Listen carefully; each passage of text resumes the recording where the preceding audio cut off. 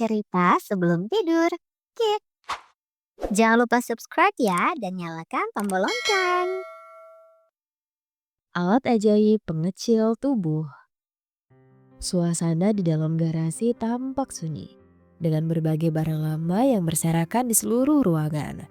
Seorang anak bernama Adit sedang menjelajahi tumpukan barang, mencari sesuatu yang menarik.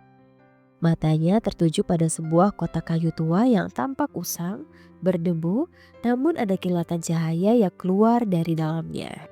Tanpa pikir panjang, Adit membuka kotak itu dan menemukan sebuah alat kecil yang aneh, bersinar dengan misterius. Rasa penasaran menguasai dirinya, dan begitu ia menekan tombol di alat itu, kejadian luar biasa terjadi.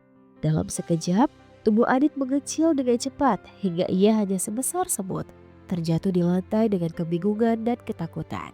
Adit kini berada di dunia mini, sebuah dunia yang tak dikenal, di mana segala sesuatu yang biasa ia lihat kini terlihat sangat besar dan menakutkan. Dalam kondisi terjebak dan bingung, ia bertemu dengan Koko, seorang semut yang ramah dan tampaknya sudah terbiasa dengan dunia tersebut. Koko dengan penuh semangat memberitahukan Adit bahwa ia berada di dunia mini dan menjelaskan bahwa untuk kembali ke ukuran semula, Adit perlu mencari bantuan dari seorang ilmuwan terkenal di dunia mini, Profesor Belalang. Dengan penuh harapan, Adit mengikuti Koko menuju rumah Profesor Belalang.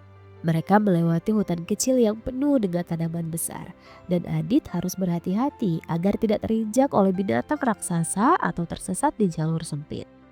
Namun ketika mereka tiba di rumah Profesor Belalang, mereka menemukan sesuatu yang mengejutkan. Rumah tersebut terkunci rapat dan ada sebuah teka-teki yang menghalangi mereka untuk masuk. Teka-teki itu tertulis di sebuah papan kayu di depan pintu rumah Profesor Belalang. Aku dapat terbang tanpa sayap, menangis tanpa mata. Siapakah aku? Aku adalah rahasia yang terbuka.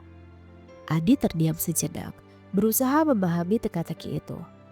Koko yang tampaknya sudah familiar dengan teka-teki seperti itu berkata, "Adit, ini adalah teka-teki yang harus kita pecahkan untuk bisa masuk.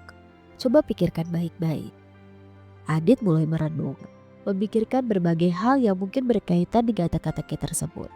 Terbang tanpa sayap, menangis tanpa mata. Adit mulai mengingat kata-kata itu dalam benaknya. Setelah beberapa saat, Adit akhirnya berkata, "Aku tahu jawabannya, itu adalah awan." Koko tersenyum bangga dan berkata, "Kamu benar Adit, awan bisa terbang tanpa sayap. Dan hujan yang turun dari awan bisa diibaratkan menangis tanpa mata." Begitu Adit mengatakan jawabannya, pintu rumah Profesor Belalang terbuka dengan sendirinya dan mereka melangkah masuk. Sesampainya di dalam, mereka pun bertemu dengan Profesor Belalang, seorang ilmuwan bijaksana yang penuh pengetahuan. Ia pun segera menjelaskan bagaimana alat yang membuat Adit mengecil itu bisa diperbaiki dan memberitahu Adit bahwa ia membutuhkan bantuan untuk merakit alat tersebut.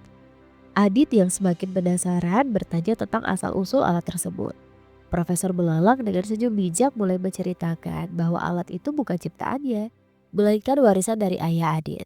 Ayah Adit adalah seorang ilmuwan hebat yang pernah mengunjungi dunia mini. Dia adalah orang pertama yang menemukan cara untuk mengecilkan tubuh manusia. Ia juga yang mengajarkan Profesor Belalang cara membuat alat ini dan meninggalkan petunjuk-petunjuk berharga untuk memperbaikinya. Dengan pengetahuan tersebut, Adit merasa bangga sekaligus tersentuh. Ia belajar bahwa ayahnya adalah sosok yang sangat berpengaruh dan penuh kebijaksanaan. Setelah beberapa saat bekerja bersama, alat itu akhirnya berhasil dirakit. Alat yang dapat mengembalikan tubuh Adit ke ukuran semula kini siap digunakan. Begitu alat itu diaktifkan, perlahan-lahan tubuhnya kembali ke ukuran normal. Berkat bantuan Koko dan Profesor Belalang. Sesampainya di rumah, Adit kembali ke kehidupannya yang biasa, namun dengan segudang cerita tentang petualangannya di dunia mini. Saat Adit berjalan di halaman rumah, seorang pria yang tampaknya sudah sangat ia kenal muncul dari kejauhan. Itu adalah ayahnya yang dengan penuh kehangatan menyambut Adit. Namun saat ayahnya bertanya, "Adit, kamu dari mana?" Adit hanya tersenyum dan menjawab dalam hati tanpa mengucapkan sepatah kata pun. Adit tahu beberapa cerita indah yang ia alami di dunia mini hanya untuk dirinya sendiri dan ada hal-hal tertentu yang tidak perlu dijelaskan.